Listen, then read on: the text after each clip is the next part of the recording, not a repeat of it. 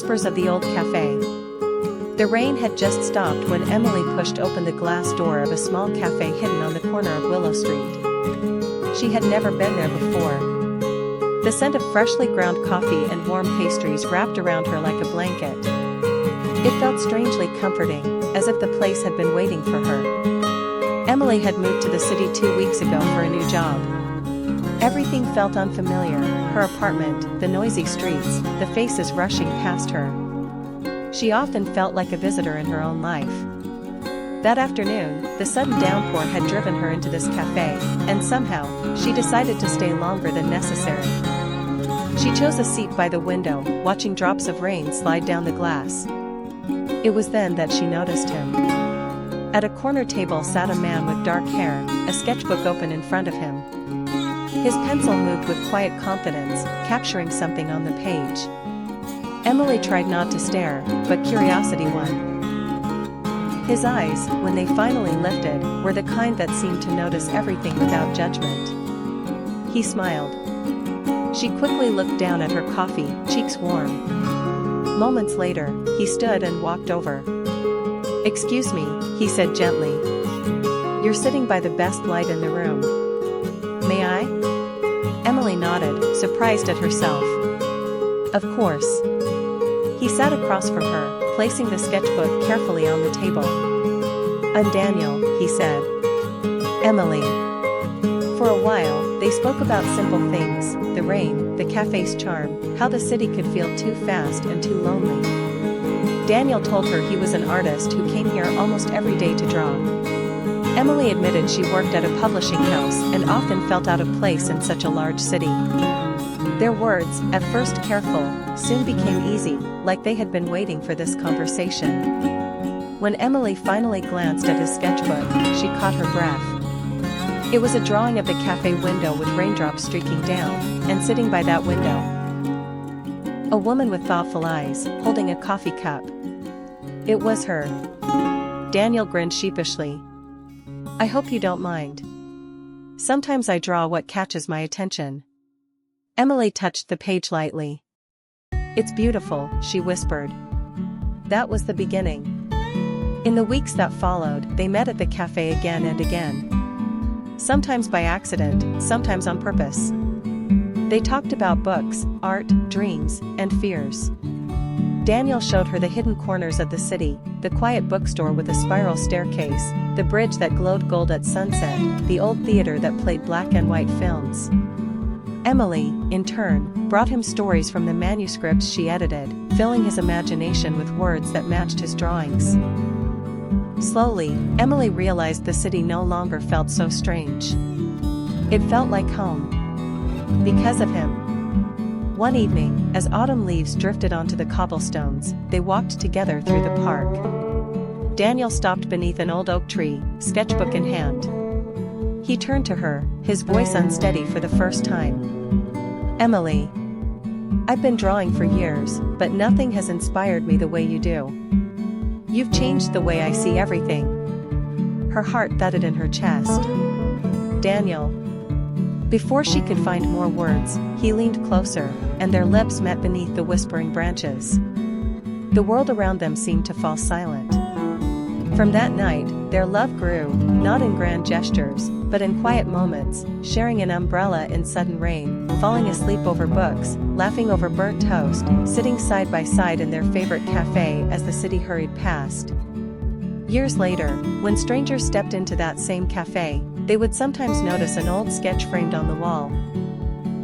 It showed a young woman by a rainy window, her eyes distant yet filled with quiet hope. And if they looked closely at the corner table, they might still find Emily and Daniel, older now, but with the same warmth in their smiles, sitting together, living the story that had started with a sketch and a single smile.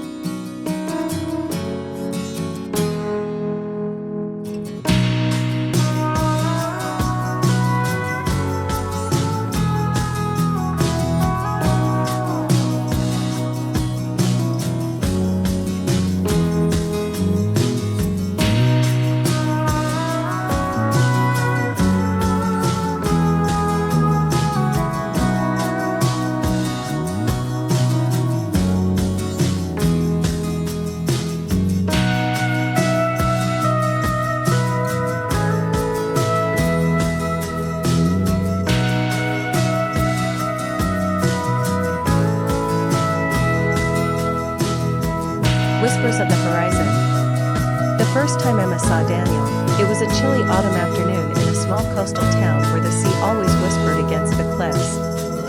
She had just moved there to escape the noise of the city and find solace in her writing. Daniel was a local, a fisherman who knew the tides better than most people knew the rhythm of their own heartbeat. Emma had been sitting on the pier, her notebook resting on her lap, when Daniel approached to untangle a net. His hands, rough from years of labor, moved with such quiet precision that she couldn't help but watch. He noticed her gaze, gave a shy smile, and said, "The sea has its own language. If you stay long enough, you'll learn to listen." From that day forward, their paths seemed to cross as if fate had drawn invisible lines between them. Daniel would bring her fresh fish, claiming it was too much for him alone, though Emma suspected he simply wanted an excuse to see her. In return, she'd share her stories. Tales of adventure and love, that she had been too afraid to publish in the city. One evening, as the sun dipped into the horizon and painted the sky in hues of orange and violet, Emma and Daniel walked along the shore. The waves licked at their feet, and the cool breeze carried the scent of salt and freedom. "You write about love a lot," Daniel said softly, his voice nearly drowned out by the crashing surf. Emma smiled. "Maybe because I've been searching for it." He looked at her then, his eyes reflected the fading light. "And have you found it?" Her heart raced. She wanted to answer but found herself lost in the intensity of his gaze. Seasons changed. Winter came, and the town grew quiet under blankets of snow. Emma often joined Daniel on his boat, bundled in layers, scribbling notes while he steered them across the endless gray waters. Their silences grew comfortable, like the pause between heartbeats. One night, after a storm nearly capsized Daniel's boat, Emma rushed to the harbor to find him. Soaked and shivering, he pulled her into his arms before she could speak. "I thought I'd never see you again," she whispered, tears mixing with the rain. "You'll always see me," Daniel murmured, pressing his forehead against hers. "As long as you keep looking." By spring, Emma realized she no longer wrote about fictional lovers. Every word in her notebook carried fragments of Daniel, his laughter, his resilience, the way he looked at the horizon as though it held both answers and questions. One morning, Daniel surprised her with a small wooden box. Inside was a silver compass, worn but steady. "This belonged to my father," he explained. "It always guided him back home. I want you to have it, Emma, so that wherever you go, you'll find your way back to me." Tears blurred her vision as she whispered, "You are my home." Years later, Emma published her first book.